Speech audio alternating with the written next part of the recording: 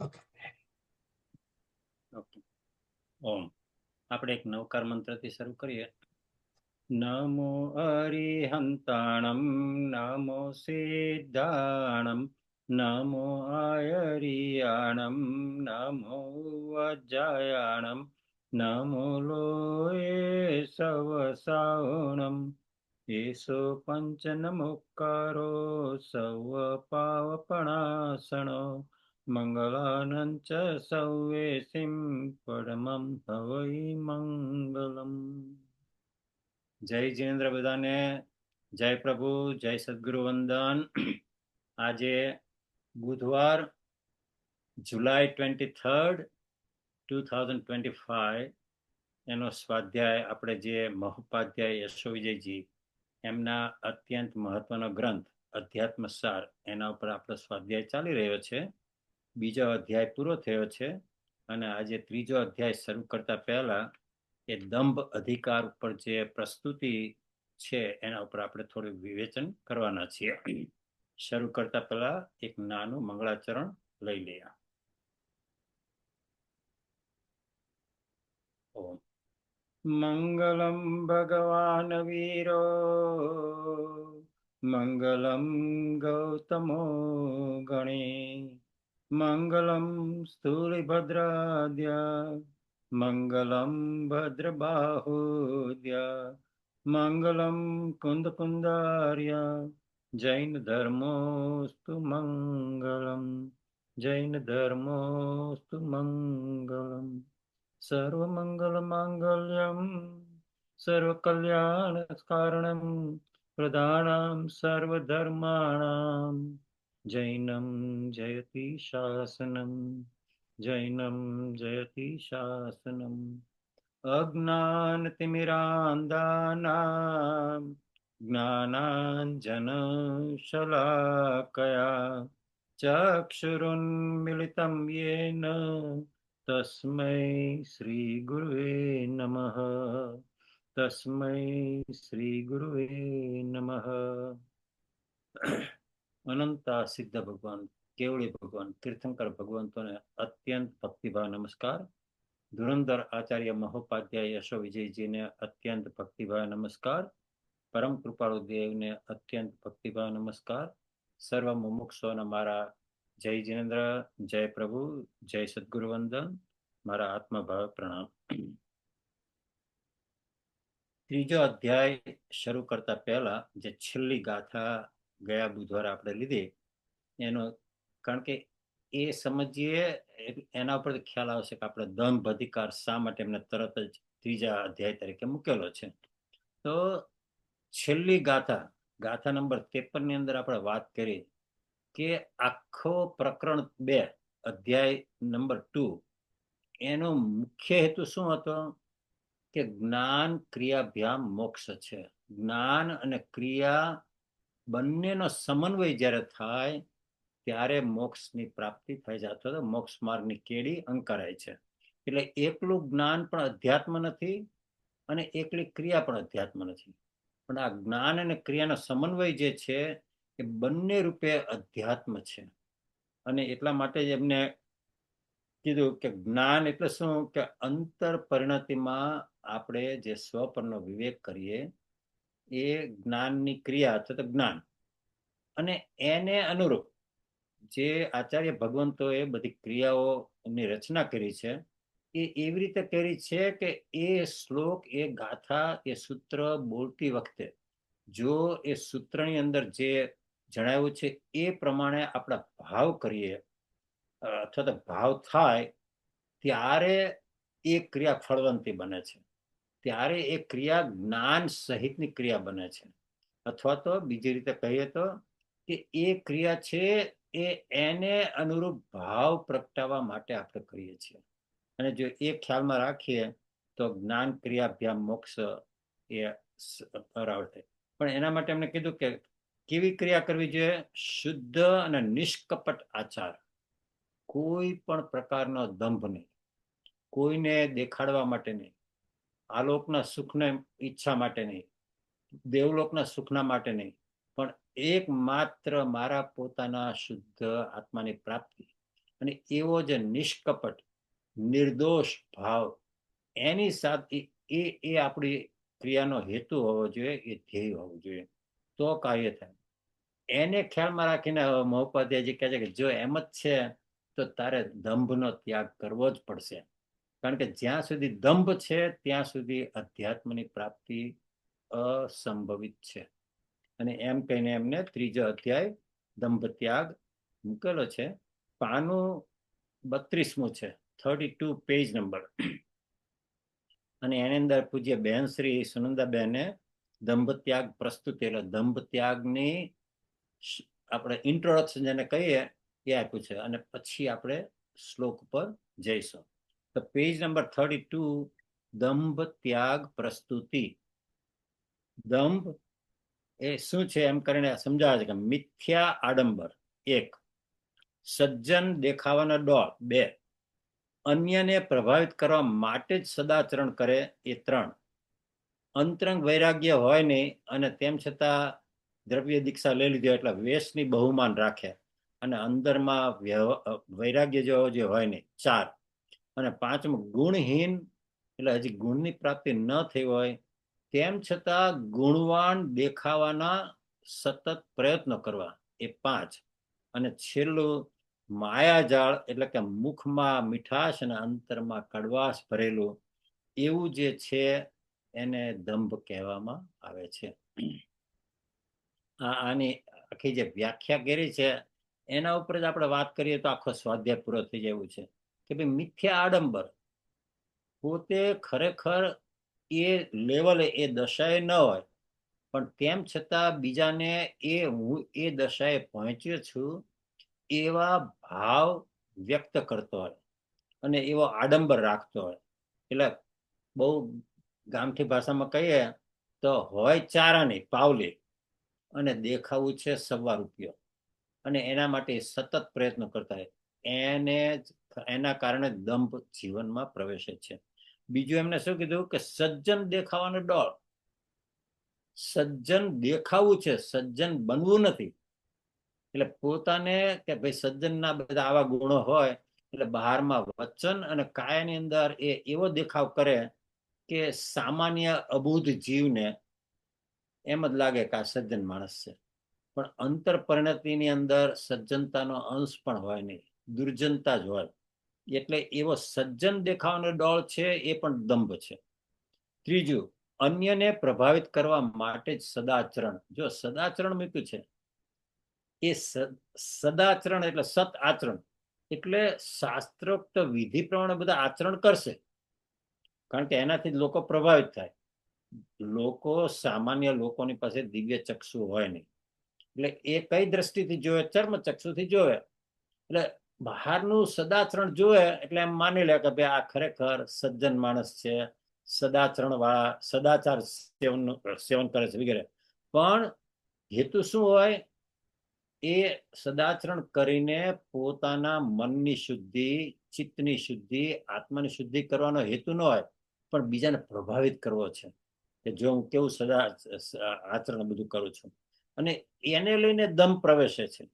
જો ક્રિયા એ જ કરે છે, જ્ઞાની પણ એ જ ક્રિયા કરે છે, મુમુક્ષુ પણ એ જ ક્રિયા કરે છે, પણ જેનામાં દંભ છે એ ક્રિયાના હેતુને પકડવાના બદલે બીજાને બતાવવા માટે, બીજાને પ્રભાવિત કરવા માટે કે હું સજ્જન છું, હું ધાર્મિક છું, જો હું તો આ બધી ક્રિયાઓ બહુ જ સરસ રીતે કરું છું. અને એનું જ બીજું નામ દંભ, કારણ કે પોતે જ પોતાને છેતરી રહ્યો છે. પછી આગળ જઈએ આપણે કે અંતરંગ વૈરાગ્ય વગરનો વેશ. અંદરમાં વૈરાગ્ય પ્રગટ ન હોય, કારણ કે ત્યાગ વિરાગ ચિત્તમાં થાય અને તેને જ્ઞાન. અંતરમાં ચિત્તમાં વૈરાગ્ય પ્રગટ ન હોય પણ દીક્ષા લઈ લીધી છે, વેશ પલટો કર્યો છે, સાધુ થયા છે, અમે તો પંચ મહાવરત ધારી છીએ, અને એ વેશ પલટાના જોર ઉપર પોતાનો બધો પ્રભાવ પાડવાનો પ્રયત્ન કરતા, પણ અંદરમાં જે જ્ઞાન ગર્ભિત વૈરાગ્ય જે પ્રગટવો જોઈએ એ જ્ઞાન ગર્ભિત વૈરાગ્ય પ્રગટો હોય નહીં. એ અંતરંગ વૈરાગ્ય વગરનો વેશ એ પણ ખરેખર જો સાધુને પણ કીધું કે તમે આવું કરો તો તમે પણ દંભનું સેવન કરી રહ્યા છો. પછીનું કહે છે ગુણહીન છતાં ગુણવાન દેખાવાની માયાજાળ. એટલે ગુણો પ્રગટા નથી, પણ તેમ છતાં પોતે એવો ગુણવાન છે એવું જ એને ખરેખર બધાને ઠસાવવું છે. અથવા તો એને બીજી રીતે મૂકીએ તો રાય જેટલો નાનો ગુણ પ્રગટો હોય અને દેખાવો એવો કરે કે પર્વત જેવો મોટો ગુણ મેં ખરેખર વ્યક્ત કર્યો છે, પ્રગટાવ્યો છે. અને પોતાના દોષ જે હોય એ પર્વત જેવા મોટા એને કાં તો એને છુપાવે અથવા તો એને સાવ જાણે કે આ તો બધું બહુ સામાન્ય છે, આવું તો અત્યારે આ કાળમાં બધા કરતા રહેતા હોય છે, એટલે આ ખરેખર કઈ આ કાળની અપેક્ષા એ દોષ નથી એમ કરીને બધા જીવોને પોતાના દોષને છુપાવે અને પોતાના ગુણો જે ન પ્રગટા હોય એ એમ કે મને પ્રગટા છે એવો દેખાવ કરે, અથવા તો કઈક સહેજ એવો નાનો ગુણ પ્રગટો હોય તો એનો એટલો બધો દેખાડો કરે કે જાણે કે ઓહો પોતે મોક્ષ માર્ગ ઉપર આવી ગયો છે. અને છેલ્લું મુખમાં મીઠાશ અને અંતરમાં કડવાશ ભરેલો આ દંભ છે. દંભ જ્યારે દંભ જે છે એ અંતર પરિણતિની ક્રિયા છે, અશુભ ક્રિયા પણ અંતર પરિણતિની છે. અંદરમાં ખોટા પરિણામો ચાલતા હોય, અંદરમાં મારે બધાને દેખાડવું છે કે હું ધાર્મિક છું, અંદરની અંદર કે ભાઈ હું મારામાં કડવાશ બિલકુલ નથી, મારામાં તો વાત્સલ્ય અને પ્રભાવના જ છે, અને એ જ દંભ છે. અને એ અંતર પરિણતિમાં એ દંભનો અવગુણ છે, એને લઈને એ દર્શન મોહને વધુ ને વધુ બળવાન કરે છે, અનંતાનું બંધીને વધુ ને વધુ બળવાન કરે છે. અને બહારમાં ગમે તેટલી ક્રિયા કરે તો પણ આ અંતરની અંદર જે દોષ ભરેલા છે દંભ રૂપે અથવા દર્શન મોહ રૂપે, એને લઈને એ ક્રિયા વંધ્યાવત બની જાય છે. જો મૂળ જે છે એ મહત્વનું છે. મૂળમાં જો કડવાશ છે તો પાંદડે પાંદડે કડવાશ થવાની છે. તમે લીંબોડી ઉગાડો અને એના બીજની અંદર જે કડવાશ છે એ એના ડાળીઓમાં, એના પાંદડાની અંદર, એની લીંબોળીમાં, બધામાં કડવાશ આમ પૂરેપૂરી વ્યાપેલી હોય. એવી રીતે જેનામાં દંભ છે, જેના મૂળમાં જેની અંતરપણે દંભ છે, એ બહારમાં ગમે તેટલી ક્રિયા કરે તો પણ એ દંભ સહિતની ક્રિયા હોવાથી એને અશુભનો અનુબંધ લાગે અને એ જીવની અધોગતિ થાય છે. જો ક્રિયા તમને બચાવી ન શકે, આ બહુ સમજવા જેવી વાત છે. એટલા માટે અહીંયા મહોપાધ્યાયજીએ દંભને બહુ આગળ મૂકીને પછી જ વાત કરે છે કે ભાઈ તું જ્યાં સુધી આ દંભને છોડીશ નહીં ત્યાં સુધી અધ્યાત્મનો એકડો તારામાં પ્રગટવાનો નથી. આપણે આગળ જઈએ. કહેવત છે કે સારા કામમાં 100 વિઘ્ન. આ અધ્યાત્મ જેવું મહાન કાર્ય આપણે કરવું હોય તો એની અંદર આપણી એવી પાત્રતા હોવી જોઈએ, એની અંદરની એવી આપણી ક્ષેત્ર વિશુદ્ધિ આપણી હોવી જોઈએ, તો જ કાર્ય થવાનું છે. ભૂમિકા આપણી એવી હોવી જોઈએ.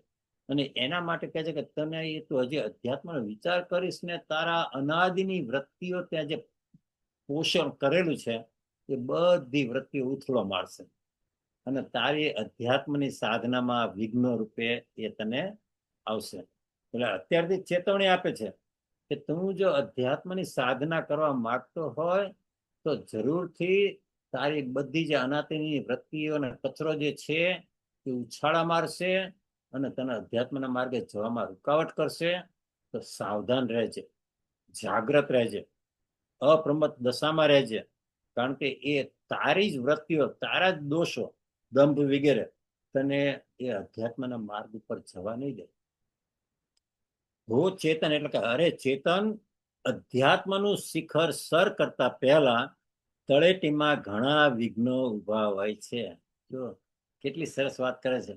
આ જે લોકો એવરેસ્ટ નું કરતા હોય છે ને માઉન્ટેનિયરિંગ, એ જીવો પહેલા તો એવરેસ્ટ બેઝ કેમ્પ સુધી પહોંચે. મારી દીકરી થોડો પ્લાન કરે છે અને એ એવરેસ્ટ બેઝ કેમ્પ છે એ 16,000 ફૂટની ઊંચાઈએ છે.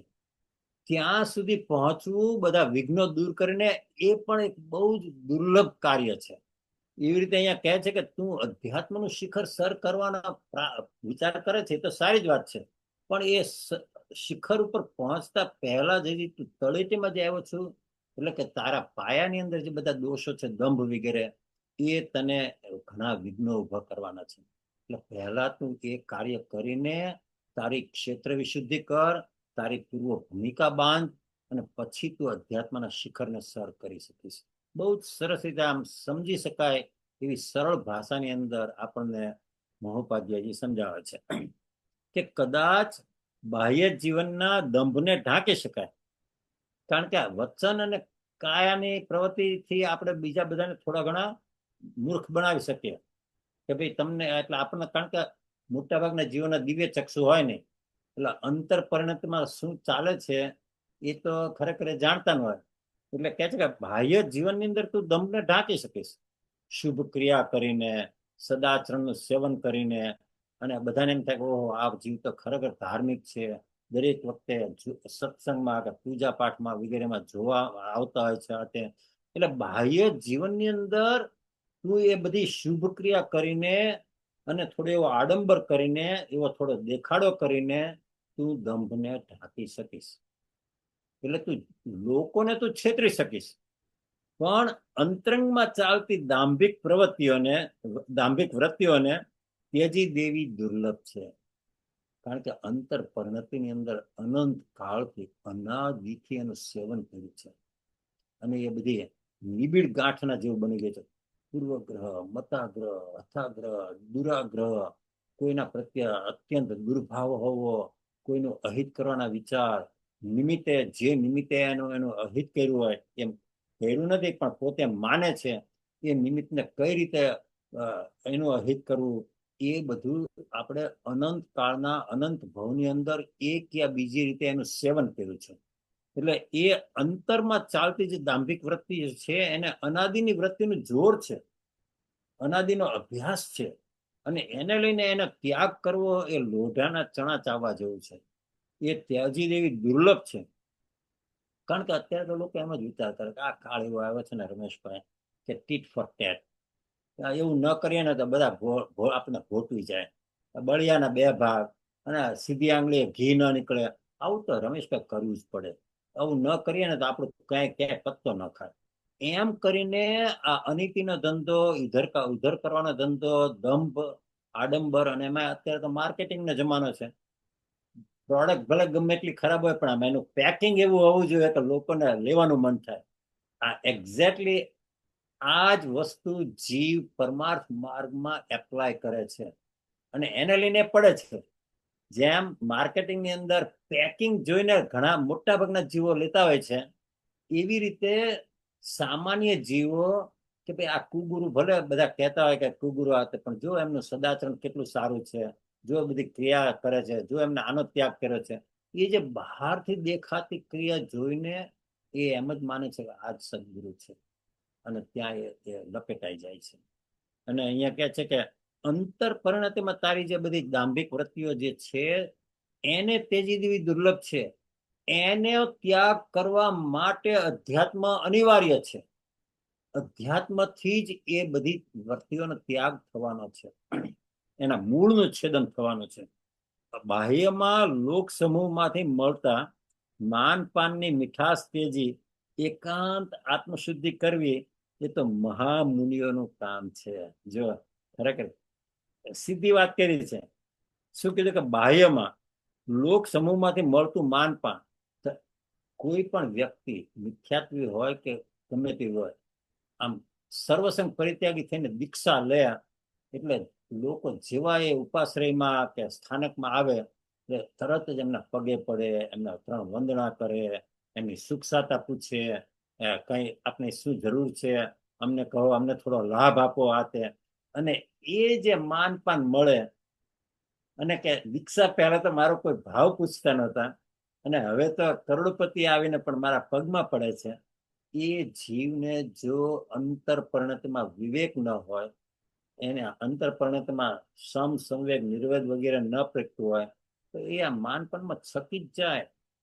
4 ગતિમાંથી મનુષ્ય ગતિમાં કીધું છે કે માનની મુખ્યતા હોય છે. એટલા માટે કૃપાળુદેવે લખ્યું, માન ન હોત તો અહીંયા જ મોક્ષ હોત, માનના કારણે જ બધા જીવો અટકે છે અને મોક્ષની પ્રાપ્તિ કરી શકતા નથી.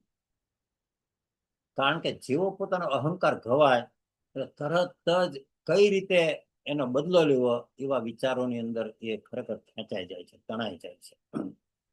એટલે અહીંયા કે છે કે એવા જે મળતા માનપાનની મીઠાશ ત્યજી દેવી એ, અને પછી એવું ત્યજીને એકાંત આત્માને શુદ્ધિ કરવી, એ તો મહામુનિનું કામ છે, સામાન્ય જીવનું તે કામ નથી. એવી રીતે એકાંતવાસમાં જવું અને એકલું ચિંતન મનન કરીને પોતાના અંતરની અંદર ડૂબકી મારવી. જેમ જેમ હું સૂક્ષ્મ વિચારથી ઊંડો ઉતરું છું તેમ તેમ તમારા તત્વના ચમત્કારો મારા સ્વરૂપનો પ્રકાશ કરે છે. અને એ અંતરમાં ડૂબકી મારવા માટે એ પહેલા તો બહારના માનપાનની મીઠાશ, આ બધા જે છે બધું પદ પ્રતિષ્ઠા લક્ષ્મી અધિકાર એના પ્રત્યેની આપણી જે લોલુપતા છે એનો પહેલા ત્યાગ થયા વિના જીવ એકાંતવાસની સાધના કરી શકે નહીં. અને એકાંતવાસની સાધના કરવા માટે કોઈ એવી જગ્યાએ જાય, તારંગા કે કોઈ પણ જો ઈડર કેમ, તો આ પણ એના બધા વિકલ્પો તો અંદર ચાલુ જ રહે. બહારમાં ભલે એમ માનતો કે હું નિવૃત્તિ ક્ષેત્રમાં આવ્યો છું, અહીંયા કેવી શાંતિ છે, કેવા સરસ મજાના હિલ્સ ને ડુંગરા ને બધું છે, આ તે બસ અહીંયા મારે અઠવાડિયું રહેવું છે, સારી વાત છે. પણ નિવૃત્તિ ક્ષેત્રમાં ગયા એટલે મનથી પણ નિવૃત્તિ થઈ ગઈ એવું સ્વપ્નમાં પણ વિકલ્પ કરવો નહીં. નિવૃત્તિ ક્ષેત્ર એ ચિંતન મનન માટે તમને સહચરી થાય, તમને એવું સ્ટેજ સેટિંગ કરી આપે છે. પણ એની અંદર પણ જો આપણે આપણા ઘરના જ પાછા વિચાર કર્યા કરીએ, મારે મારા દીકરાને ફોન કરવાનો છે, મારા કામ માટે મારા બિઝનેસ પાર્ટનરને ફોન કરવાનો છે, એમ કરીને તું નિવૃત્તિ ક્ષેત્રમાં પણ તું સંસારના જ બધા સેવન કરતો હોય ને વિકલ્પો કરતો હોય તો એ નિવૃત્તિ ક્ષેત્રમાં ગયાનો કોઈ ફાયદો નથી. ઉલટું એમાંથી અહંકાર સેવાય કે જો હું તો અઠવાડિયું નિવૃત્તિ ક્ષેત્રમાં જઉં છું ધર્મની સાધના કરવા માટે, અને ત્યાંથી પછી બધા ફોન કરતો હોય, સેલ ફોનમાં બધું જોતો હોય, વોટ્સએપની અંદર કોઈને બધા રિપ્લાય કરતો હોય, આ બધું કરતો હોય, તો એ નિવૃત્તિ ક્ષેત્રમાં પણ તું પ્રવૃત્તિમય જ રહ્યો છે. નિવૃત્તિ ક્ષેત્રમાં તો જવું એટલે એકાંત વાસની સાધના કરવી. એકાંત વાસની સાધના, ત્યાં હું અને મારા પરિણામ સિવાય બીજું કઈ હોવું ન જોઈએ. એ સાચી નિવૃત્તિ છે, એ સાચી એકાંતવાસની સાધના છે. અને દંભ જેનામાં છે ને એ એકાંતવાસની સાધનાથી કરોડો માઇલ દૂર છે. કારણ કે એને તો બધા એવા જ વિચારો આવતા હોય, ટીટ ફોર ટેટ ના, અહીંયા આમ કરવાનું છે, પેલા આમ સમજાવવાનું છે, ફલાણું ઢીકનું, કઈ રીતે પોતાનું જરા વધારે ચાલે, ટ્રસ્ટના બોર્ડમાં હોય તો કઈ રીતે બીજા બધા ટ્રસ્ટીઓને પોતાના તરફ કરવા, આ તે એના વિચારોની અંદર જે હોય. એટલે અહીંયા કહે છે કે એ તો મહામુનિનું કામ છે. તેમ છતાં અનંત જીવોએ એવું કરીને પ્રાપ્તિ કરી છે. એટલે ખાલી મહામુનિનું કામ છે એમ કહીને આપણે તો બધા આપણે તો ગ્રસ્ત છીએ, આપણે તો બધું આવું કરવું પડે એમ કદી પણ લેવું નહીં. કે ભાઈ ભલે આવું ગમે એટલું દુર્લભ હોય પણ અનંત જીવોએ આ કર્યું છે તો હું કેમ ન કરી શકું. એ શિખરે પહોંચતા પહેલા દંભે કઈક જીવોને પછાડી દીધા છે. મહોપાધ્યાયજી ને બેન શ્રી સુનંદાબેન એમના અનુભવથી કે છે કે એ શિખરે પહોંચવા માટેનો ભલે તું પ્રયત્ન કરે અને સારી વાત છે, પણ જો ત્યાં દંભનો ત્યાગ નથી કર્યો, તળેટીમાં જ ત્યાં બધી પેલા શુદ્ધિ નથી કરી અને તું ચડવાનું શરૂ કરે તો એ તને પછાડવાના જ છે. સંભૂતિ મુનિને પછાડ્યા જ તે, કારણ કે એના મૂળનો ત્યાગ નહોતો કર્યો. એટલે જેવું સામે એવું લોભામણું નિમિત્ત આવ્યું, ચક્રવર્તીનું સ્ત્રી રત્ન, અને એના વાળનો સ્પર્શ થયો પોતાના પગને, અને જ્યારે પોતાના આખા શરીરમાં રોમ રોમમાં આમ કામવાસનાના સ્પંદનો જાગ્યા, પોતે પંચ મહાવ્રત ધારી હોવા છતાં, ઘણા વર્ષોથી પંચ મહાવ્રતનું પાલન કરતા હોવા છતાં પણ એ પોતાને રોકી શક્યા નહીં. જો આ દંભનો ત્યાગ કરવો એટલે આ બધી અનાદિની વૃત્તિઓ છે એના મૂળ પર ઘા કરવાનો છે, અને એના મૂળ પર ઘા કરવા માટે અધ્યાત્મ છે. પણ એ અધ્યાત્મનું શિખર સર કરતા પહેલા તું થોડી તારી ભૂમિકા બન. કઈક અંશે તને આણા એ ધમ્મો, આજ્ઞા એ ધર્મ છે, આ ધર્મ ક્રિયાથી જ મારું કલ્યાણ છે, અને એ એવી બધી તારી સંસાર તને થોડો ખારો લાગેલો હોવો જોઈએ, તને સંસાર કારાગ્રહ જેવો ભાસેલો હોવો જોઈએ, અને પોતાના સ્વરૂપની પ્રાપ્તિની અંદરમાં ઝૂરણા હોવી જોઈએ, લગ્ની હોવી જોઈએ કે આજ હું છું અને આજ મારે પ્રાપ્ત કરવું છે. પછી તું જે કરીશ એ બધું કામે લાગશે. પણ જો હજી આ બેઝ પણ નથી તો તળેટીમાં નથી આવે તો પછી અધ્યાત્મ શિખર સર કરવાની વાત તો ઘણી દૂર રહે છે. અને એમને અહીંયા પછી ઘણું જાણીતું દ્રષ્ટાંત લગભગ બધા લોકો જાણે છે. એ દ્રષ્ટાંત એમને અહીંયા આપીને બહુ જ સરસ રીતે આપણને કહે છે કે આવી ધુરંધર વ્યક્તિ જેને માંસ ખમણના પારણે માંસ ખમણ 1,00,000 વર્ષ સુધી કર્યું, આવી ઉત્કૃષ્ટ ધર્મક્રિયા કરી, તપ કર્યું, તેમ છતાં પણ એ અધ્યાત્મને શિખરને પામી શક્યા નહીં. કારણ કે હવે અહીંયા આની અંદર કહે છે, જો આ કથા તો લગભગ જાણીતી છે બધાને એટલે આપણે બહુ ડિટેલ્સમાં નહીં, પણ અગ્નિ શર્મા તાપસ બન્યો. કોણ અગ્નિ શર્મા હતો? એક બ્રાહ્મણનો દીકરો હતો અને બહુ કદરૂપો હતો. બચારાનું શરીર બેડોળ ને અને મોઢું બધું બધા અંગ વાંકા ને એવું રીતનું. અને એ જ રાજ્યની અંદર જે રાજા હતો એનો પુત્ર ગુણસેન, એ રાજકુંવર હતા, યુવરાજ હતા. અને મહામંત્રીનો દીકરો અને સેનાપતિનો દીકરો અને આ ગુણસેન રાજાનો દીકરો, એ ત્રણેયને બહુ સારી મિત્રતા હતી. અને એ લોકો આના ઘરે જાય. કોના ઘરે? અગ્નિ શર્માના ઘરે. એમના માતા પિતાના હાથમાંથી એ બાળકને ઝૂંટવી લે અને એને લઈ જાય અને એની પાછળ શિકારી કૂતરા છોડે, એને કૂવામાં ઉતારે, એને એને એવું બધું કરે, પેલો રાડારાડી ચીસાચીસ કરે. અને એ લોકોને આનંદ આવતો હતો આમ જોવાનો હતો. જો આપણે કેવું આમ કે એને દુઃખ કરીએ છીએ. યુગાનુયુગે પછી એવું બન્યું કે આ અગ્નિ શર્માને વિચાર આવ્યો થોડો, જેમ જેમ એ થોડો સહેજ મોટો થયો ને તો આ ગુણસેને છે ને કંઈક પુણ્ય કર્મ કર્યા હશે ને એટલે એનું બધું આવું સવળું ચાલે છે. ખોટું કરે છે તોય કઈ રાજાનો દીકરો છે એટલે કઈ કરી શકતા નથી, મારા માતા પિતા કઈ કરી શકતા નથી, તો હું પણ કંઈક આવું બધું ધર્મ ક્રિયા કરું તો પછી મને પણ આવા પુણ્યનો ઉદય મળે અને હું પછી મને કોઈ આવા હેરાન કરે નહીં. એમ કરીને એ રાતોરાત ગામ છોડીને, રાજ્ય છોડીને બીજા નજીકના રાજ્યની અંદર જઈને ત્યાં તાપસોનો આશ્રમ હતો અને એના આચાર્ય કૌંડિક આચાર્ય હતા, એમની પાસે ગયા અને એમને તો કીધું, વત્સ અહીંયા તો બધાને વેલકમ છે એની બધું. અને ત્યાં એ તાપસ બની ગયો અને એને ખરેખર પછી તો તપ કરવાનું શરૂ કર્યું અને માંસ ખમણ કરવાનું શરૂ કર્યું. અને બેન શ્રી લખે છે ને, જો આપણે વાંચીએ પછી એના પર થોડી વાત કરીએ. કદરૂપું શરીર અને થયેલી યાતનાથી દુઃખ ગર્ભિત વૈરાગ્ય પામ્યો હતો. પોતાનું દુઃખ જોઈને આ ગુણસેનને ખરેખર બધું સરખું ચાલે છે, કારણ કે એને પુણ્યનો ઉદય છે, તો હું પણ એવું કરું. એટલે દુઃખથી ત્રાસીને એ ધર્મ કરવાની ભાવના એને થઈ. એનું જ નામ દુઃખ ગર્ભિત વૈરાગ્ય એ પામ્યો હતો. અને તાપસ પણ થયો. પેલા ઋષિ પાસે જઈને શિષ્ય બનીને તાપસ પણ થયો. અને તાપસ થઈને ઉગ્ર તપશ્ચર્યા આરાધી અને મન ઉપર કાબુ પણ મેળવ્યો અને ક્ષમતાને સાધ્ય કરવા જેવી દશાએ પહોંચી ગયો. માંસ ખમણના પારણે પાછું માંસ ખમણ કરે, પારણું કરે ને બીજું માંસ ખમણ શરૂ થઈ જાય. એ એક જ ઘરે જઈને જે કઈ મળે એ લઈને એ પારણું કરી લે અને પછી પાછું બીજું માંસ ખમણ શરૂ કરે. અને આવા ક્ષમતાને સાધ્ય કરવા જેવી દશાએ પહોંચી ગયો. લોક સમૂહમાં ખૂબ દર્શનીય બની ગયો. લોકો એના દર્શન કરવા આવે, અહોભાવ થાય, ઓહો અમે આવા તપસ્વીના દર્શન કરીને અમે કૃત્ય થઈ ગયા.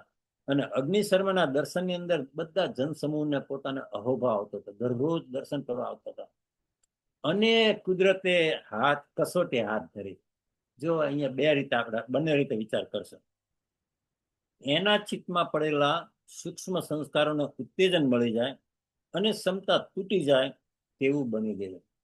અહીંયા કુદરતને મૂક્યું છે, પણ ખરેખર તો કર્મતંત્ર. જેમ જેમ આપણે આગળ વધીએ એમ એમ આપણા જ સત્તામાં પડેલા કર્મ પણ જોર કરે.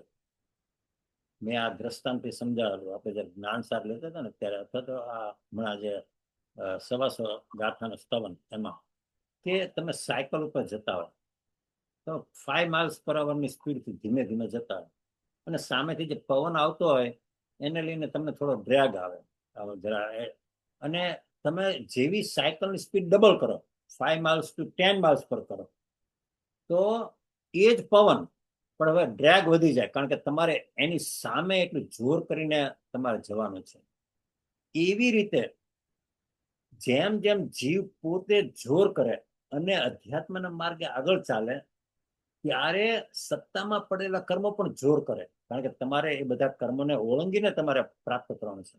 અને એ ઉદયમાં આવવાનું શરૂ થાય અને જીવને પછાડવાના પ્રયત્નો થાય.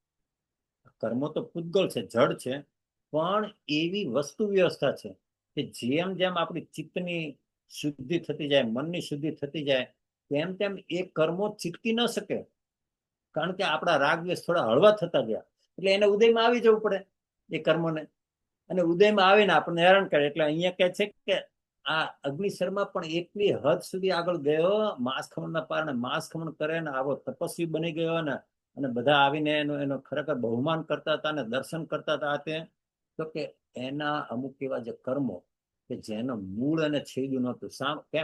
કેમ મૂળ નહોતું છેદાયું? કારણ કે દુઃખ ગર્ભિત વૈરાગ્ય હતો. જો જ્ઞાન ગર્ભિત વૈરાગ્ય હોય ને, તો જ્ઞાન ગર્ભિત વૈરાગ્ય મૂળ પર ઘા કરે. દોષના મૂળના ઉપર ઘા કરનાર જો હોય તો જ્ઞાન ગર્ભિત વૈરાગ્ય છે. એટલા માટે કૃપાળ ત્યાગ વિરાગના ચિત્તમાં, વિરાગ એટલે વૈરાગ્ય, ત્યાગ વૈરાગ્યના ચિત્તમાં થાય ને તેને જ્ઞાન, અને પાછા અટકે ત્યાગ વિરાગમાં. બહારમાં ત્યાગ વિરાગ કરે અને માની લે કે હું હવે મોક્ષ માર્ગ ઉપર છું, તો ભૂલે નિજ ભાન, એ પણ ભૂલી જાય. અગ્નિશર્મા બહારમાં બધું કરતો હતો ત્યાગ વૈરાગ્ય, પણ અંતરમાં ચિત્તમાં ત્યાગ વૈરાગ્ય પ્રગટો નહોતો.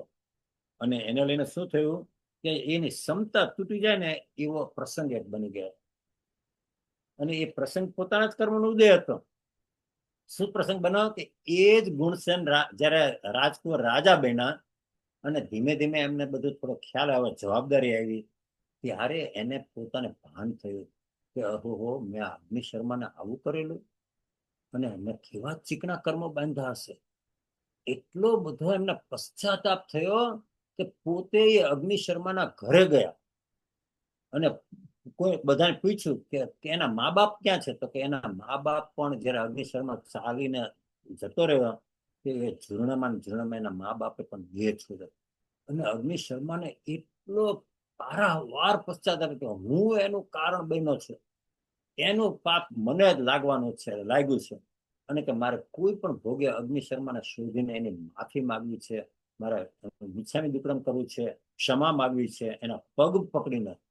અને એ પોતે શોધમાં નીકળે છે, અને એ શોધ કરતા કરતા આ આશ્રમમાં આવે છે, અને કૌંડિક આચાર્યને મળે છે, અને આખી પોતાના હૃદયની કહાની કહે છે કે હું આ જ્યાં સુધી આ મને એ મળશે નહીં, એની ક્ષમા નહીં માગું, નહીં મને ક્ષમા નહીં કરે, ત્યાં સુધી મારા મનને શાંતિ થવાની નથી. અને આચાર્ય કહે છે કે એ ભાઈ અહીંયા જ છે અગ્નિશર્મા, અને હવે એ બદલાઈ ગયા છે, તમે ચિંતા નહીં કરો, એ તો મહા તપસ્વી બની ગયા છે. ના ના, મારે એમને મળવું છે. અને એમ કરીને પછી મળે છે, પગમાં પડે છે, માફી માગે છે. અને એ વખતે આ અગ્નિશર્મા કહે છે કઈ વાંધો નહીં રાજન, જે થવાનું હતું થઈ ગયું, હવે એને ભૂલી જાઓ. અને રાજા કહે છે કે ના, એના પ્રાયશ્ચિત માટે તમે મારા ઘરે પારણું કરવા માટે આવો. અને આ કબૂલ કરે છે. અને કોઈ કારણસર ગુણસેન રાજા ચૂકી જાય છે અને પારણું કરાવી શકતા નથી, એટલે આ પછી પાછા જાય છે પારણું કરાવ્યા વગર, અને બીજો માસખમણ કરે છે. અને આ અગ્નિશર્મા ગુણસેનને ખ્યાલ આવ્યો, કારણ કે એ વખતે કઈક યુદ્ધ કેવું થવાનું હતું, અને મંત્રી આવ્યો હતો ને લઈ ગયા હતા ને એવું બધું હતું. પાછા આવ્યા ત્યારે ખબર પડી ઓહો, મેં કેટલી મોટી ભૂલ કરી છે. પાછા એ આશ્રમે ગયા, માફી માંગી, મારાથી ભૂલ થઈ ગઈ છે, પણ તમે મને એક બીજો ચાન્સ આપો, અને આ આવતું પારણું મારે ત્યાં કરો, કોઈ પણ ભોગે હું ગમે તેમ કરીને તમને પારણું કરાવીશ, મારી ભાવના છે. કબૂલ કર્યું. બીજા પારણા વખતે એમની પત્નીને એવો કંઈક પોતાને એવો કંઈક માથાનો દુખાવો પડ્યો કે કાંઈ કરી ન શકે એવું ના. હકીમોનો વૈદ્યો આખી રાત દોડાદોડી કરતા હતા ને એવું બધું, અને એમાં એ પારણું ચૂકી ગયા. પાછા બીજું પારણું પણ ચૂકી ગયા. જો મનમાં ભાવ નતો તો હું ચૂકી જઉં, પણ એવો પ્રસંગ બની જતા હતા અને ચૂકી ગયા અને આ પાછા ગયા.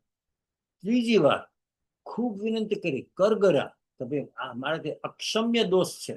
અને ગુણસેન રાજા ભાવથી કહેતા હતા.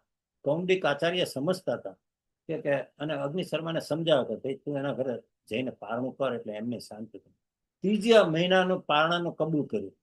અને એ વખતે એમની પત્નીને બાળકની ડિલિવરી માટેના એટલું બધું પેઇન ઉપડ્યું રાતના કે આખી રાત એમની પાસે જ રહ્યા.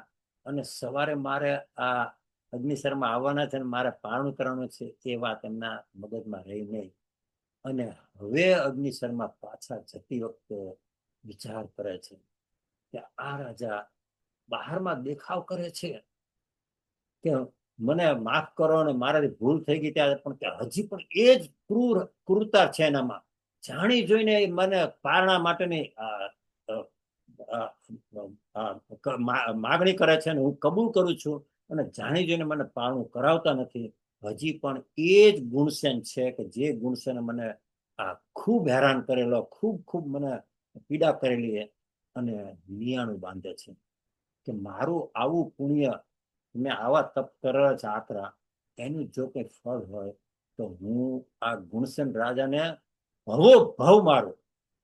આ વાર્તા બહુ જ જાણીતી છે, ખૂબ જ મનનીય છે, મનન કરવા જેવી છે, કારણ કે એની અંદર બધો બોધ છે. અને એ પોતે પછી મરણ પામે છે અને વ્યંતર દેવ થાય છે, અગ્નિ કુમાર કેવી રીતનું.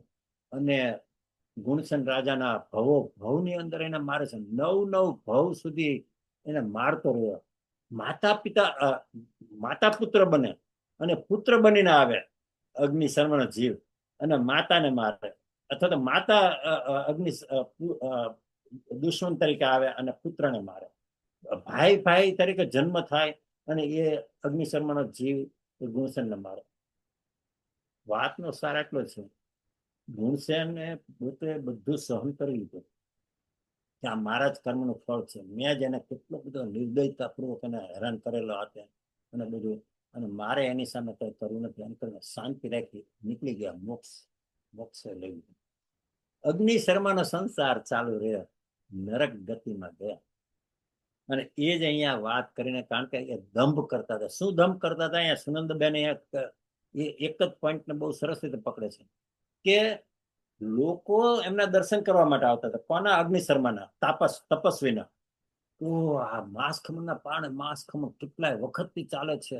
આવા તપસ્વીના દર્શન કરીએ તો અમારા અસંખ્ય કર્મની નિર્જરા થાય. લોકો આવીને એમના પગમાં પડતા હતા.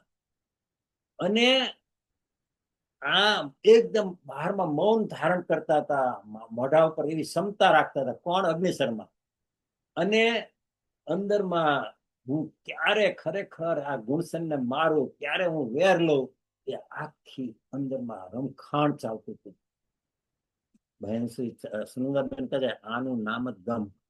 અને જો અહીંયા એમને લખ્યો છે 3 માસ ખમણના પારણાનો યોગ જ ન બન્યો, અને મહાત્માની વિષમતાના સૂક્ષ્મ સંસ્કારોએ માથું ઉચક્યું. કોપ આસમાને પહોંચ્યો. સવારે એક પ્રહર મૌનમાં બેસી મુખને પૂરી ક્ષમતાના ભાવમાં રાખી જનસમૂહને દર્શન આપતા હતા. કોણ? અગ્નિ શર્મા. પણ એ વખતે તે મહાત્મા અંતરમાં તો શું વિચાર કરતા હતા? ગુણસેનને મારું, બસ હું એનો મારનારો જ થવું, એવું રટણ ચાલતું હતું. જન સમૂહ તો એમના દર્શન કરીને ધન્યતા માનતા હતા કે અમે તો આવા તપસ્વીના દર્શન કર્યા. અને મહાત્મા પોતે અંતર પરિણતિમાં ચિત્તની અંદર આર્ત ધ્યાન અને રૌદ્ર ધ્યાનથી ગ્રસિત હતા.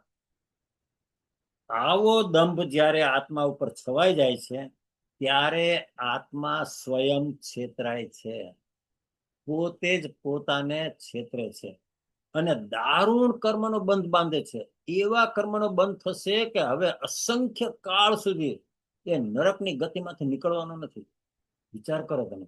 માટે જ જ્ઞાનીઓ કહે છે કે ભાઈ આ દંભને ઝેરી જંતુ માથા પર પડે અને જે ત્વરાથી તું ફેંકી દે તેનાથી પણ વધારે શીઘ્રતાએ તું આ દંભનો ત્યાગ કરજે. આમ ઝેરી જંતુ કે બેઠું હોય ને આપણને ખબર પડે ને, આપણે આમ કરીને તરત એને દૂર કરી નાખીએ. હાથમાં દોરડું પકડ્યું એને ખબર પડે કે આ તો કોબરા સર્પ છે, તો આપણે વિચાર ન કરીએ કે લાવ ને ધીમે રહીને છોડું કે જેથી એને ઈજા ન થાય, આપણે તરત જ એને મૂકી દઈએ છીએ. એવી રીતે તું આ દંભને તું એના કરતા પણ વધારે ત્વરાથી છોડી દેજે. શા માટે એના કરતા વધારે ત્વરાથી? જો દરેક બાબતમાં વિચાર કરો. કોબરા સર્પ તો કદાચ હજી તું હાથમાંથી છોડે ને છૂટે ત્યાર પહેલા તને ડંખ મારે તો તારો એક ભવનો નાશ કરી નાખવાનો. પણ આ દંભ જે છે તારા જન્મ જન્માંતરનો નાશ કરશે. એક ભવનો ને ભવો ભવનો તારી દુર્ગતિ લાવશે. એ ઝેરી જંતુ તને કરડી જાય તો તારો કદાચ એક ભવ જશે, પણ આ દંભ રૂપી ઝેરી જંતુ તો તારી સાથે ભવાંતરમાં સાથે આવશે. જો આ કોબરા સર્પ તારી સાથે સાથે ના આવી શકે, આ ઝેરી જંતુ તારી સાથે ના આવી શકે, પણ આ જે દંભરૂપી જે કોબરા છે એ આપણી સાથે ભવાંતરમાં સાથે આવીને બીજા ભવમાં, ત્રીજા ભવમાં, ચોથા ભવમાં ભવો ભવ આપણને મારે છે. એટલે મહોપાધ્યાય કહે છે કે તું એને તો શીઘ્રતા એ દંભનો ત્યાગ કરજે, અને દંભના ત્યાગ વિના અધ્યાત્મનો એકડો ખૂંટાવાનો જ નથી. અધ્યાત્મ જીવનમાં પણ અંતરંગ શત્રુઓમાં શીઘ્રતાએ ત્યજવા જેવો હોય તો દંભ છે. અધ્યાત્મના માર્ગમાં પહેલો વહેલો અવગુણ જો ત્યાગવા જેવો કોઈ હોય તો એ દંભ છે. આત્માની શુદ્ધિને ડોળી નાખનાર અને પ્રગતિમાં અવગતિ કરનાર આ દંભ છે. જે આત્માને વાસ્તવિક આધ્યાત્મિકતા પ્રગતિ છે તેને આ દંભ સતાવતો નથી, કારણ કે એ દંભ કરે જ નહીં. પોતાનો દોષ હોય તો અપક્ષપાતપણે પોતાના દોષની કબૂલાત કરે. એટલા માટે મુમુક્ષુની ભૂમિકામાં પણ કૃપાળુ દેવે 3 શરત મૂકી કે તું મુમુક્ષુ ક્યારે કહેવાય? કે તું સર્વ પ્રકારની મોહશક્તિથી મૂંઝાયેલો હોવો જોઈએ. એક. બીજું, મોક્ષ માટેનો પ્રયત્ન કરતો હોવો જોઈએ. ખાલી તું મૂંઝાઈ જાય અને માને કે મુમુક્ષુ એમ નહીં. જો સાચા અર્થમાં મૂંઝાયેલો છે તો તારો મોક્ષ માટેનો પ્રયત્ન થાય જ. અને તું મોક્ષ માટેનો પ્રયત્ન કરતો હોય સાચા અર્થમાં ભાવથી, તો અપક્ષપાતપણે પોતાના દોષ જોવાની ક્ષમતા એનામાં પ્રગટી હોય. કારણ કે જ્યાં સુધી આપણે પરદોષ નિરીક્ષણ કરીશું ત્યાં સુધી સ્વદોષ નિરીક્ષણ સ્વપ્નમાં પણ આપણે કરી શકશું નહીં. એટલે ત્યાં આ 3 ગુણ મૂકી દીધા છે, અને એ જ વાત અહીંયા મૂકી છે કે જેને અધ્યાત્મ ની પ્રાપ્તિ થઈ છે એને દંભ સતાવતો નથી, કારણ કે એને તો તરત પોતાનો દોષ દેખાય. કૃપાળુ દેવે તો ત્યાં સુધી કીધું છે કે એવા જીવને જે અધ્યાત્મના માર્ગે હોય એના આટલો નાનો દોષ પણ એને કાંટાની જેમ ખૂંચે અને એને દૂર કરવાના સતત પ્રયત્ન કર્યા કરે. એ સાચી આધ્યાત્મિકતા છે, એ સાચી મુમુક્ષુતા છે. પરંતુ જેઓને હજી દિશા પકડાઈ નથી, એટલે કે હજી તો દર્શન મોહ દ્રષ્ટિનો દોષ બહુ ભયંકર છે, એ જીવની દશા તો દંભ દ્વારા દયનીય દયાજનક બની જાય છે. ઓહો, આ જીવની શું હાલત થશે! ભગવાન મહાવીરને પણ એટલી બધી દયા એવી સંગમ પ્રત્યે. ઓહો, કે જે જીવના નિમિત્તે બીજા જીવો અસંખ્ય કર્મોની નિર્જરા કરે, એ જ જીવના નિમિત્તે આ સંગમે એવા ભારે કર્મ બાંધ્યા છે, અને એની શું દશા થશે એ વિચારે એમની આંખમાં 2 આંસુ આવી ગયા. કારણ કે જાણતા હતા કે એની કેવી દયાજનક સ્થિતિ થવાની છે. બહારમાં મહાત્માપણાનું પુણ્ય ભલે તપતું હોય, પણ તે આત્મા સ્વરૂપ દર્શન સુધી પહોંચી શકતો નથી. એટલે બહારમાં ભલે ક્રિયા કરતો, જેમ કે અગ્નિશર્મા પણ કરતો હતો બહારમાં, એને કદી પણ એ માંસખમણના પાને માંસખમણ છોડ્યું નહીં. છેવટે તેને પાછો અનશન પણ કર્યું, સલ્લેખના સંથારો કર્યો. એટલે તો એ દેવ બન્યો, વ્યંતર દેવ બન્યો. પણ સંથારો કરવો એ પણ કઈ જેવી વાત નથી. પણ અંતરમાં આગ, વેરની આગ એટલી બધી બળતી હતી કે એ સલ્લેખના એ દુર્ધર તપ એને બચાવી શક્યા નહીં. પછી અહીંયા આપણે રત્નાકર 25 વાંચીએ છીએ ને, ગાઈએ છીએ ને, ઠગવા વિભુ આ વિશ્વને વૈરાગ્યના રંગો ધર્યા ને ધર્મના ઉપદેશ રંજન લોકને કરવા કરે. એટલે આપણે હમણાં આગળમાં જે મૂક્યું કે બહારમાં સજ્જન દેખાવાનો દોડ કરવો છે, કોઈ ગુણ પ્રેકતા નથી, પણ તેમ છતાં બહારમાં આપણે જરા વેશ પલટો કરીએ છીએ, એ બધું આપણે કરીએ છીએ ઠગવા વિભુ. વિભુ એટલે વિશ્વ.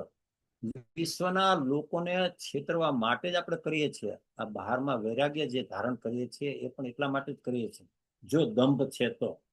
અને પાછો ધર્મનો ઉપદેશ પણ આપે તો એ તો મનોરંજન માટે આપે છે. પોતાનું બધું, પોતાનો થોડો દેખાડો થાય, પોતાનું બહુમાન થાય, એના માટે. આમ આધ્યાત્મિક ક્ષેત્રે દંભ એ જ સ્વયંને ઠગે છે. અને જ્ઞાનીએ તો ત્યાં સુધી લખ્યું છે, અનંત કાળની અંદર અનંત ભાવ કર્યા, મનુષ્ય ભાવ, બીજા બધા ભાવની તો વાત જ નથી. અને એની અંદર સૌથી વધારે જીવે છેતરપિંડી કરી તો બીજા જીવો સાથે ને, પોતાની સાથે જ એને છેતરપિંડી સૌથી વધારે કરી છે. કેટલી દયાજનક આ વાત છે ખરેખર, કે તું એમ માનતો કે મેં બીજાને શીશામાં ઉતાર્યા, પણ જ્ઞાની કહે છે કર્મતંત્રનો આ ત્રિકાળ અબાધિત નિયમ છે કે તું પહેલા પાતાળ કૂવામાં ઉતરે, પછી જ તું બીજાને પાતાળ કૂવામાં ઉતારવાનો કોઈ વિચાર વિકલ્પ કરી શકે. જેવો બીજાનું કંઈક અહિત કરવાનો વિચાર કર્યો કે તું પોતે જ એ વખતે પાતાળ કૂવામાં ઉતરી ગયો. હજી પહેલા બીજાનું અહિત થાય કે ન થાય, કદાચ એના પુણ્યનો ઉદય હોય તો તું ગમે તેટલું કરે તો એનું અહિત ન પણ થાય, પણ તે એનું અહિત કરવાનો ભાવ કર્યા, અને એને લઈને તું પોતે ત્યાં ને ત્યાં પાતાળ કૂવામાં ઉતરી ગયો. આ કર્મતંત્રનો એટલો અદ્ભુત સિદ્ધાંત છે કે જો એ જીવ સમજે તો એને પાપ ભીરુતા આવી જાય. અને હવે પાપ કરવું આમ એમ લાગે કે હું પોતે જ પાતાળ કૂવામાં ઉતરી રહ્યો છું.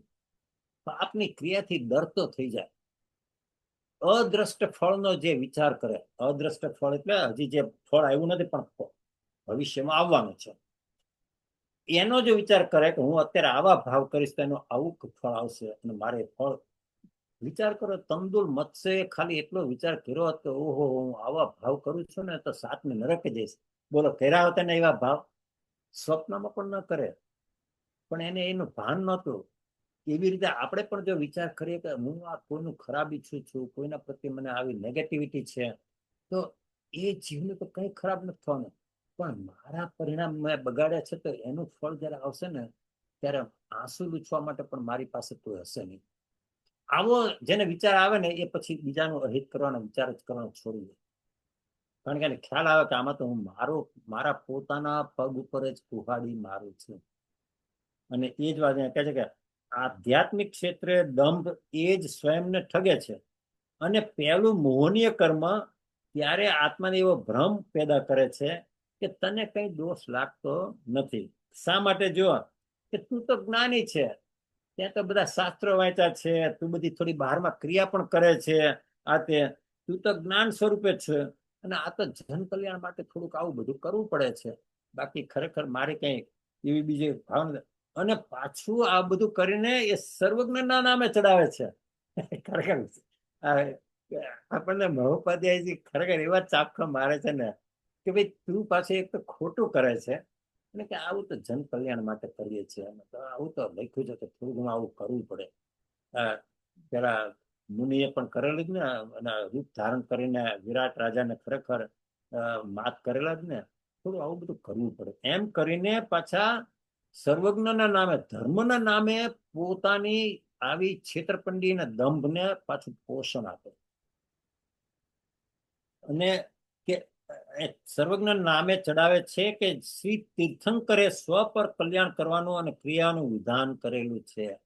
એમ કરીને હું તો બીજાને સિદ્ધ કરવા માટે, હું આ બીજાને જરાક આ પાઠ શીખવા માટે હું બધું કરું છું ને, એ એને રસ્તા ઉપર લાવવા માટે કરું છું, એના પોતાના કલ્યાણ માટે કરું છું. એમ કરીને પછી પાછું એ એને પોષણ કરે. હવે આ જીવનો તો ક્યારેય ઉદ્ધાર ન થાય, કારણ કે એની દ્રષ્ટિમાં જ એટલું બધું ઝેર છે, દ્રષ્ટિ જેટલી બધી વિષમય છે કે એ દ્રષ્ટિનો સુધાર કરવામાં એને અસંખ્ય કાળ લાગવાનો છે. અધ્યાત્મ જીવનના પંથમાં પથ્થર બનીને દંભ જીવનની નિર્મળતાને છિન્ન ભિન્ન કરી નાખે છે. આ દંભ જે છે એ કૃપાળુદેવ લખે છે ઘણા વર્ષોનો ઉપાસેલો વૈરાગ્ય પણ ભૂલ ધાણી કરી નાખે છે. આમ એક સમયની અંદર બાજી પલટાઈ જાય આ દંભના કારણે. આ સંભૂતિ મુનિની એક સમયની અંદર બાજી પલટાઈ ગઈ. એને પહેલા કોઈ પૂછ્યું હોત એમ કીધું હોત તો એક બે ભાવમાં મોક્ષ લઈ લે, એવી સરસ મજાની પંચ મહાવ્રતના પાલન આજ્ઞાધારી પાલનધારી છે. અને બીજા જ સમયે જયારે આવા બધા ભાવ કર્યા અને એવા સ્ત્રી રત્નને ભોગવવાના ભાવ કર્યા અને નિયાણું બાંધ્યું અને 7મી નરકના બારણા ખટખટાવ્યા. ભલે વચ્ચે એક સારો ભાવ આવી ગયો, કારણ કે આટલું બધું પુણ્ય કરેલું ને પંચ મહાવ્રતનું પાલન કરવું, એટલે બ્રહ્મદત્ત ચક્રવર્તી બન્યા 700 વર્ષ માટે. અને જેવું એ બ્રહ્મદત્ત ને 700 વર્ષ પૂરા થયા અને દેહ છોડ્યો, 7મી નરકની અંદર ઉત્પન્ન થયા. વિચાર કરો, ખરેખર આપણને રૂવાડે ઉભા કરી નાખે કે આપણે ભૂલે ચૂકે પણ આવો દંભ નથી કરતા, આવી છેતરપિંડી નથી કરતા. આપણને આમ અંદરમાં વળવાઈ જવું જોઈએ, અંદરમાં આમ તપાસ કરવી જોઈએ, ઊંડે ઊંડે ઉતરીને તપાસ કરવી જોઈએ કે મારામાં કે આવા ભાવ તો નથી રમતા ને. જ્ઞાનીએ રજનીશજીએ કીધું છે ને બીજા બધા જ્ઞાનીએ પણ કીધું છે કે સામાન્ય જીવ જે છે, દરેકે દરેક જીવની અંદર હિટલરના, બિન લેડનના, તૈમુર લંગના આ બધાના અંશો રહેલા છે, પણ એ સુસુપ્ત છે. અત્યારે દબાયેલા છે, અવરાયેલા છે. અને એ જયારે સુસુપ્ત છે, દબાયેલા છે, અવરાયેલા છે, ત્યારે તું જોર કરીને એને મૂળથી એનો નાશ કર. અને જો તું એ નહીં કરે તો સમય જતા એનો સ્થિતિબંધ પૂરો થતા એ ઉદયમાં આવીને તને એવો પછાડશે અને તને ભયંકર નરકની ગતિ ને તિરિંચની ગતિમાં ક્યાંય ફેંકી દેશે, તને ખબર પણ નહીં પડે. એટલે આપણને એ ભલે ખબર નથી, પણ એટલી ખબર છે કે અંદરમાં કંઈક બધા કચરો ભર્યો છે. તો બસ એ કચરાને બાળવાની આપણી પ્રક્રિયા આપણે ચાલુ કરવાની છે. અને એના માટે જ આ અધ્યાત્મ સાર છે, એના માટે જ આ અધ્યાત્મ છે. અને એ પહેલા સમજવું જરૂરી છે કે મારામાં દંભ, મારામાં માયા મૃષા, મારામાં કલહ, અભ્યાખ્યાન, પૈશુન્ય, પર પરિવાર, રતિ એ હોવા જોઈએ નહીં. અથવા તો ઘણા ઘણા મંદ થયેલા હોવા જોઈએ. ત્યારે જ અધ્યાત્મનો રંગ ચડે છે. પટોળાને રંગ ક્યારે ચડે કે જયારે ચોખ્ખું હોય ત્યારે. જો એ મેલું હોય, એના ઉપર બધા ચિકાસ હોય, એવું બધું હોય, તો તમે એને રંગો તો પણ એ રંગ તો ઉખડવા માંડે, એ રંગ એને ચડે જ નહીં. એવી રીતે જયારે ચિત્ત જે છે એ આવા બધા અવગુણોથી, દંભથી જો રંગાયેલું છે, તો એ ચિત્તને અધ્યાત્મનો રંગ ચડે નહીં. ગમે તેટલી બહારમાં ક્રિયા કરીએ તો પણ એને અધ્યાત્મનો રંગ ચડે નહીં. તો અને પછી તો તેના ફળ સ્વરૂપે આત્મા દીર્ઘકાળ સુધી અધ્યાત્મના પંથનો એક અંશને પણ પામતો નથી. આ એક એક વાક્ય, એક એક શબ્દ અનુભવાત્મક છે, અનુભવમાંથી આવેલા શબ્દો છે. એટલે એને ખાલી સામાન્ય રીતે લીધું ને આમ અંદરમાં ઉતારજો. આપણા હૃદયના ભાવને હચમચાવી નાખવા જોઈએ કે આવી મારી જે દંભ જો મારી નિર્મળતાને છિન્ન ભિન્ન કરી નાખે અને પછી એના ફળ સ્વરૂપે મને અસંખ્ય કાળ સુધી મને અધ્યાત્મના પંથ ઉપર પણ ન આવવા દે, તો આપણને એમ થવું જોઈએ કે હવે મારે જેટલું બાકી રહ્યું છે જીવન, એ એકદમ નિર્દોષ, નિર્મળ, સરળતાને મોક્ષ માર્ગનો પાયો કીધો છે. અધ્યાત્મના પંથનો એક અંશને પણ પામતો નથી આવો જીવ. કોણ? કે જેના જીવનો દંભ પ્રવેશેલો છે. છતાં આ દંભને પરિહાર કરવાનો ઉપાય મહાત્માઓએ શોધી લીધો છે. જો અત્યાર સુધી આપણે ભયંકરતા વાત કરી, આમ ડરી જઈએ, આપણે ખરેખર આમ ધ્રુજારી આવી જાય. પણ હવે જો બહુ સરસ વાત કરે છે કે આવો દંભ હોવા છતાં એનો પરિહાર, એનો ત્યાગ કરવાનો, એનો ક્ષય કરવાનો ઉપાય મહાત્માએ શોધી લીધો છે અને આપણને આપ્યો છે. કયો? વાત કરે છે અહીંયા. અને તેનું દફન કરીને જંપ્યા છે જ્ઞાનીઓ. અને જંપીને પોતે નીકળી ગયા છે એમ નહીં, પોતે પછી એ કરીને કઈ રીતે કર્યું છે, કઈ રીતે બીજા બીજા જીવોએ કરવું જોઈએ, એ પાછા માર્ગ પણ બતાવતા ગયા. અને કીધું કે શું તેના ઉપાય શું છે? તો કે તેના અપ્રમાદ અને વિવેક એ મુખ્ય સાધન છે. બે સાધન બતાવ્યા. અપ્રમાદ દશા, અપ્રમાદ, અને બીજું વિવેક. અને આપણે હવે એની થોડી વાત કરવાના છીએ. હજી 10 મિનિટ છે, ચાલો બરાબર.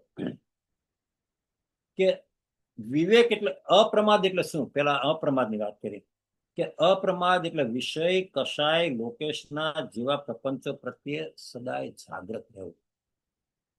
લોકોમાં રૂડા દેખાવાનો આપણા પાસે એવો દુર્ગુણ હોય તો એ દુર્ગુણ છે, એ દુર્ગુણ મારામાં છે એની જાગૃતિ આવે તો તમે એ દુર્ગુણના પાયા ઉપર ઘા કરો છો.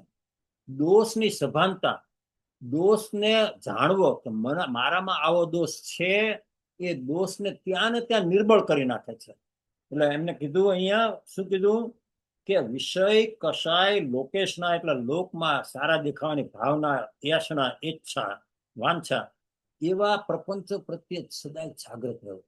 કોઈ આપણને પ્રલોભન આપે કે ભાઈ રમેશભાઈ જરાક આવી રીતે તમે મને મદદ કરો, ભલે થોડું જરા આવું છે પણ તમને હું 1 લાખ રૂપિયા આપીશ. ને આપણને એમ થાય કે ભાઈ ભલે થોડુંક જરા ખોટી રીતે મદદ કરવાની છે પણ 1 લાખ રૂપિયા મળે છે ને, એ પ્રલોભન છે.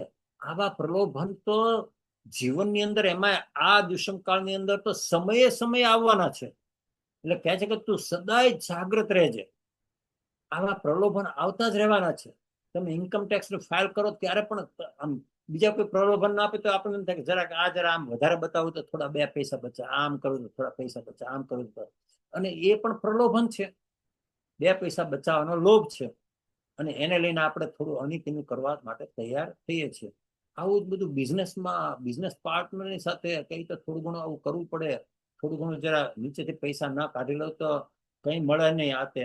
અને એ જે છે એના માટે આવા વિચારો આવે ત્યારે તું જાગૃત રહેજે. જાગૃતિ એ વિચારને ત્યાં ને ત્યાં નિર્મૂળ કરી નાખશે. એટલે પહેલું કે તું નિશ્ચયથી તું આ અપ્રમાદ ગુણ કેળવજે.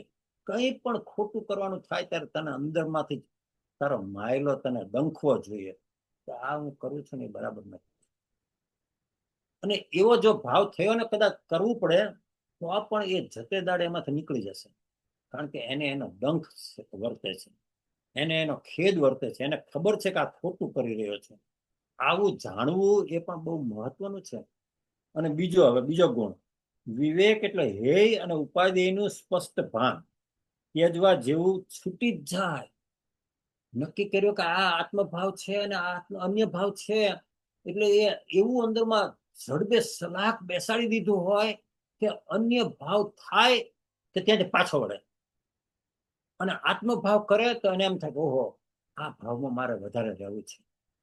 એટલે અહીંયા જો બહુ સરસ રીતે સમજાવે કે હેય એટલે છોડવા જેવું અને ઉપાદેય એટલે ગ્રહણ કરવા જેવું એનું સ્પષ્ટ ભાન આપણા અને રહેવું જોઈએ. કે તેજવા જેવું છે છૂટી જ જાય. હાથમાં ગરમ કોઈ વસ્તુ પકડી અને ક્યાં ફટાક દે છોડી દઈએ, એવી રીતે જે ત્યાગવા યોગ્ય વસ્તુ હોય છોડી દેવાની હોય. ત્યાં વિચારે ન કરવાનો હોય કે લાવ કોઈને પૂછું કે લાવ જરા આવી રીતે કહીશ તો કોઈને નહીં ખબર પડે, આ તો એવો વિચાર પણ કરતો નહીં. તરત જ છૂટી જવું જોઈએ. અને જે ઉપાધિ છે તરત જ આચરણમાં આવવું જોઈએ. ઉપાધિ હોય તે આચરી જ લેવાય. ત્યાં વિચાર ન કરવાનો કે હવે આ મારે બીજા તો બહુ સારી વાત છે, જવા જેવું છે આ તે, પણ હવે મારે જરા બીજા કામ આવી પડ્યા છે ને એટલે અત્યારે જવાય. કદી એવું ન કરતો. સત્કાર્ય જયારે કરવાનું આવે ત્યારે જયારે ઉપાદાન ને મદદ કરવા રૂપની એવી કોઈ પણ શુભ ક્રિયા તું કરવાનો હોય, સત્સંગ કે સ્વાધ્યાય, શાસ્ત્રનું વાંચન કેવું, ત્યારે તું બીજી બધી પ્રવૃત્તિને ગૌણ કરજે. ના ના ના હમણાં આ કામ કરતા છે ને પછી એ મનિયાના પછી પછી કરીશ તો પછી ક્યારે આવવાની જ નથી. અને આપણો પોતાનો બધાનો અનુભવ છે કે જે જીવ કાલે કરીશ એમ કરશે ને એની કાલ ક્યારેય આવતી નથી. કારણ કે એ લંબાતું જ જાય. અને પછી એ કરે તો એ બોસ પણ હેપી ન હોય કે ભાઈ મેં તને કીધું તો 3 મહિના પહેલા પ્રોજેક્ટ પૂરો કરવાનો અને ત્યાં અત્યારે કરે છે. એટલે તું એ પ્રોજેક્ટ પૂરો કરે તો તને એની ક્રેડિટ ના મળે. જો પ્રમાદ વસ્તુ કેટલી ખરાબ છે. એવી રીતે હેયને ઉપાધિને જાણવું, અને ખાલી જાણવું એટલું પર્યાપ્ત નથી. જો આ જાણવું એ વિવેક, પણ એ મન અને બુદ્ધિના લેવલે કહેવાય. હૃદયના ભાવનાના લેવલે એ હોવું જોઈએ કે જેવું જાણ્યું કે આ ખરેખર છોડવા જેવું છે તો છૂટી જ જવું જોઈએ.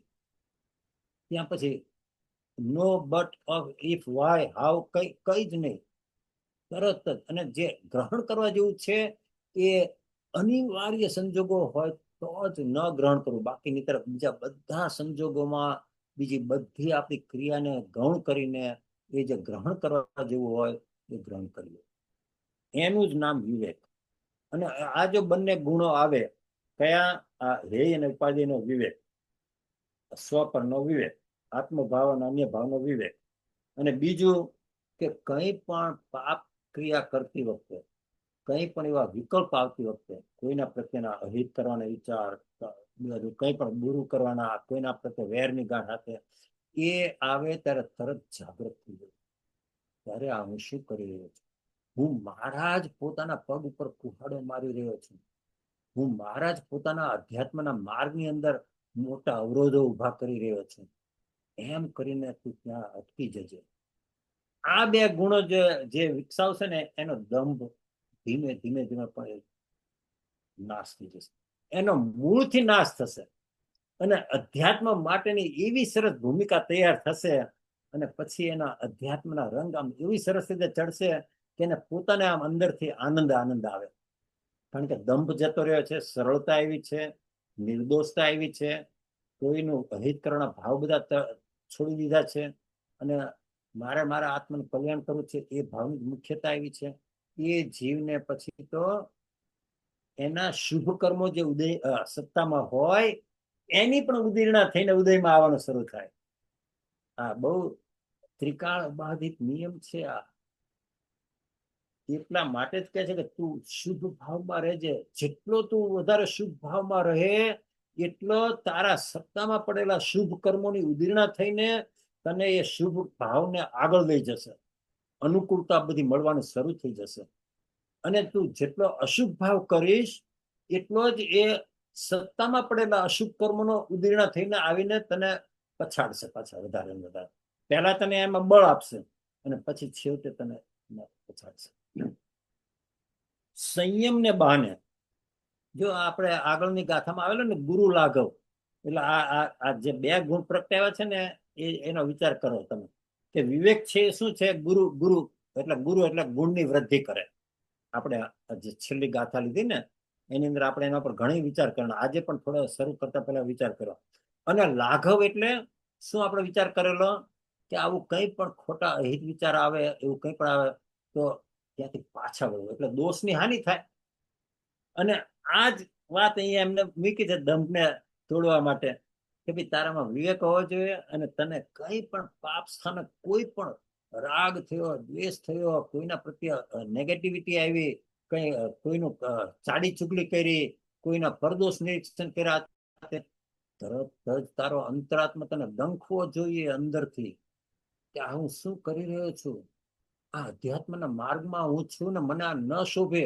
આ તો મને અધ્યાત્મના માર્ગેથી મને ઊંડી ખાઈમાં નાખી દેશે અને મારું ધનોત ફણોત વળી જશે.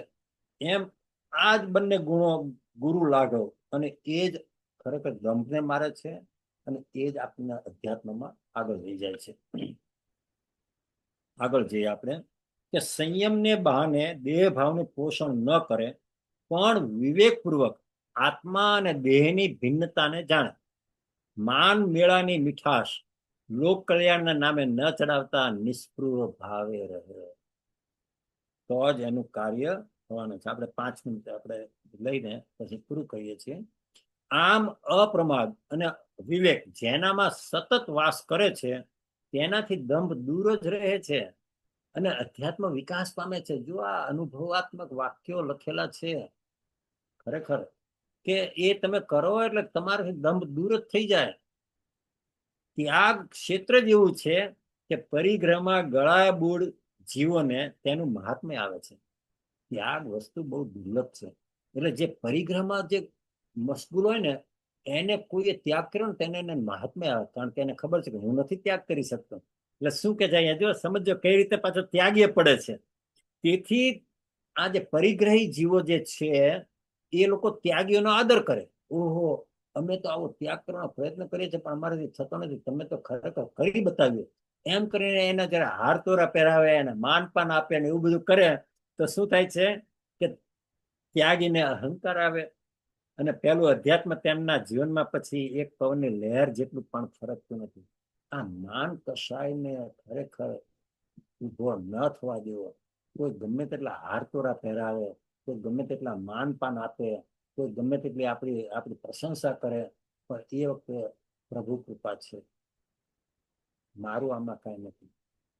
અને કઈ દોષ દેખાય ત્યારે એ મારો જ દોષ છે, ત્યાં પછી પ્રભુ કૃપા છે એમ ના લેવું પછી કે મારો જ દોષ છે. અંધો અંધ પલાય તેમ જનગણ તો આંધળાની જેમ દોડે, પણ ત્યાગી જો અંધ બને તો જનગણને જે નુકસાન થાય તેના કરતા પણ અધ્યાત્મ ક્ષેત્રે દંભને પોષીને અંધ થનારને તો ભયંકર નુકસાન છે. ખરેખર દંભને પોષીને ખરેખર જેટલું નુકસાન થાય છે ને એટલું કોઈ બીજા જીવને નુકસાન થાય નહીં. ગમે તેવા પંડિત જનોનું પણ અહીં શીર્ષાસન થઈ જાય છે, પંડિતો પણ પડી જાય છે, પંડિતો પણ એની સામે ટકી શકતા નથી, સાધુ મુનિઓ આચાર્ય ભગવંતો પણ એની સામે ટકી શકતા નથી.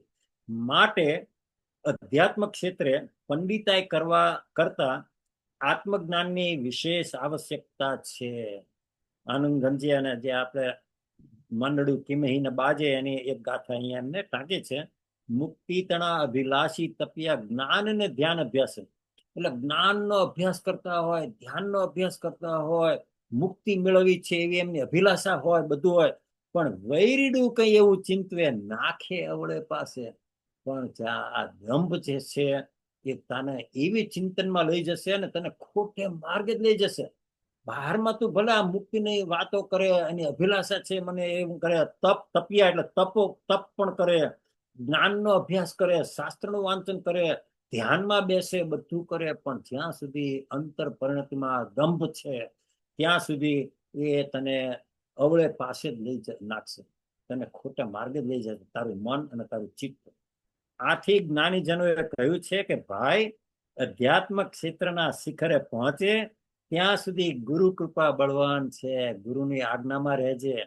કૃપાળુ દેવે તો એમ કીધું છે 12મા ગુણ સ્થાનકના અંત સુધી તું જ્ઞાનીની આજ્ઞામાં રહીશ તો તું પડીશ નહીં, અને જો જ્ઞાનીની આજ્ઞામાં નહીં રહેતો તો 11મા ગુણ સ્થાનકથી પડીને પાછો આવવાનો છે. માટે અગણિત અનર્થોનું મૂળ આ દંભ છે, તેમ જાણી તેનો ત્યાગ કરવો. આત્મશુદ્ધિ નિર્દોષતાને અને સરળતાને વરેલી છે, અને તે ગુણો દ્વારા જ અધ્યાત્મ વિકાસ પામે છે. અનુબંધ શુદ્ધ ક્રિયા આપણે કરવાની છે, અને એ અધ્યાત્મથી જ થવાની છે. સેવે સદગુરુ કે ચરણ પણ કેવી રીતે કરવાની છે? ત્યાગી દઈ નિજ પક્ષ. આ નિજ પક્ષમાં દંભ આવી ગયો. આ બધું તારું પોતાના મિથ્યા માન્યતાના લાકડા છોડીને સદગુરુનું સેવન કરીશ તો તારું અવિનાશી કલ્યાણ છે. એવી જ રીતે મત દર્શન આગ્રહ તજી વર્તે સદગુરુ લક્ષ. મત દર્શન આગ્રહ છોડીને પછી તું જો સદગુરુની આજ્ઞામાં રહે તો જ તારું કલ્યાણ છે. પણ તું મતને તારી ખોટી મિથ્યા દર્શનને બધાને પકડીને તું ગમે તેટલું સદગુરુની સેવામાં આજ્ઞામાં રહે તો પણ તારું કાર્ય થવાનું નથી.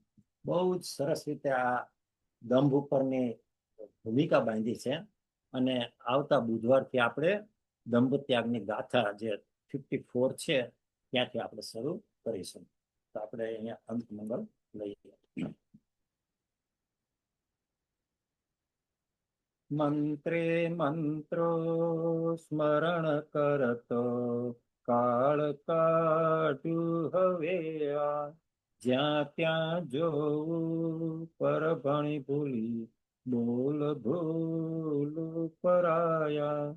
આત્મા માટે જીવન જીવવું લક્ષ રાખી સદાય, પામું સાચો જીવન પલટો મોક્ષ માર્ગી થવાને.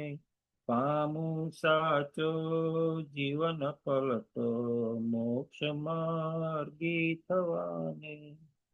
સદગુરુ દેવ કી જય, પરમ કૃપાળુ દેવ કી જય, ત્રિલોકના નાથ કી જય, સબ સંતન કી જય.